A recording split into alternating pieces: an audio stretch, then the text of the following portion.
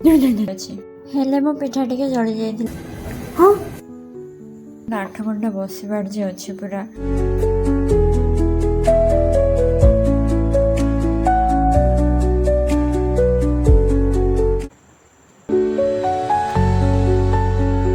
Good morning, ମୁଁ Ankita. Welcome back to my new blog.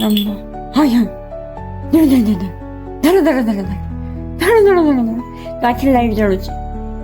କ'ଣ ପାଇଁ ଜଳୁଛି ଲାଇଟ୍?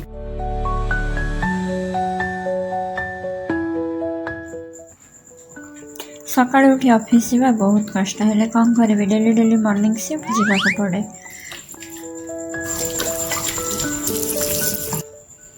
ତ ମୁଁ ଏବେ ଯାଉଛି ଟିଫିନ୍ ବନେଇବି, ରେଡ଼ି ହେବି, କାରଣ ମୋର ଲେଟ୍ ହେଇସାରିଲାଣି। ଆଉ ଯେତେ ଲେଟ୍ ହେଲେ ବି ଖାଇବା ତ ନେଇକି ଯିବାକୁ ପଡ଼ିବ, ସେଥିପାଇଁ ମୁଁ ଏଠି ଖାଇବା ବନେଇବା ଷ୍ଟାର୍ଟ କରିଥିଲି।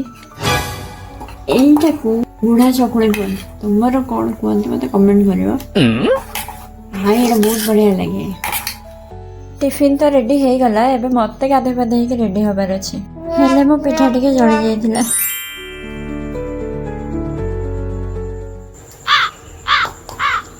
ମୋ ମଶ୍ଚରାଇଜର୍ ମୁଁ ଗୋଟେ ମିନି ବ୍ଲଗ୍ରେ କହିଥିଲି ମୋତେ ମଶ୍ଚରାଇଜର୍ ଆଉ ସନସ୍କ୍ରିନ୍ ଛଡ଼ା ଆଉ କିଛି ଲଗାଇବାକୁ ଭଲ ଲାଗେନି। ଆଉ ସକାଳୁ ସକାଳୁ ଏତିକି ହିଁ ବହୁତ।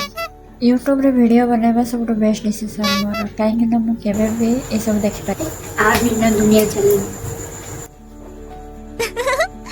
ଆଉଟଫିଟ୍ ଯେତେ ସିମ୍ପଲ୍ ଥାଏ ସେତେ ହିଁ ଭଲ ଲାଗେ, କାହିଁକିନା 8 ଘଣ୍ଟା ବସିବାର ଯେ ଅଛି ପୁରା। ତ ଏଇଟା ଭୁଲି ଯାଇଥିଲି। ବିନ୍ଦି ବିନା ସବୁ ଇନକମ୍ପ୍ଲିଟ୍ ଲାଗେ। ଏବେ ମୁଁ ରେଡ଼ି, ଚାଲିଯିବା ଅଫିସ୍ ଗଲାବେଳେ ବାଟରେ ବର୍ଷା ହେଲା ତ ସେଥିପାଇଁ ରେନିକୋଟ୍ ପିନ୍ଧୁଥିଲି।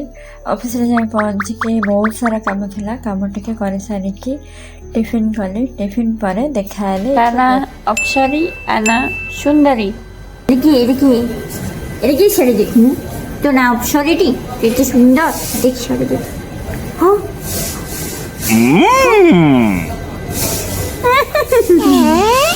କିଏ ଏତେ ସେମ୍ ଦେଖା ହଉଛି? ଅଫିସରେ ଫ୍ରି ଟାଇମ୍ ମିଳିଲେ ପାଠ ବି ପଢ଼େ, କଣ୍ଟେଣ୍ଟ ବି ଲେଖେ, ସ୍କ୍ରିପ୍ଟ ଲେଖେ, ବହୁତ କିଛି କରେ। ତ ଏଇଟା ମୋ ଡାଏରୀ, ଏଇଠି ମୋ ସବୁ ସ୍କ୍ରିପ୍ଟ ଅଛି।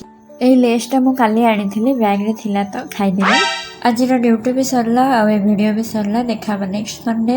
ସବସ୍କ୍ରାଇବ୍, ଲାଇକ୍, ସେୟାର, କମେଣ୍ଟ ସବୁ କରିବ।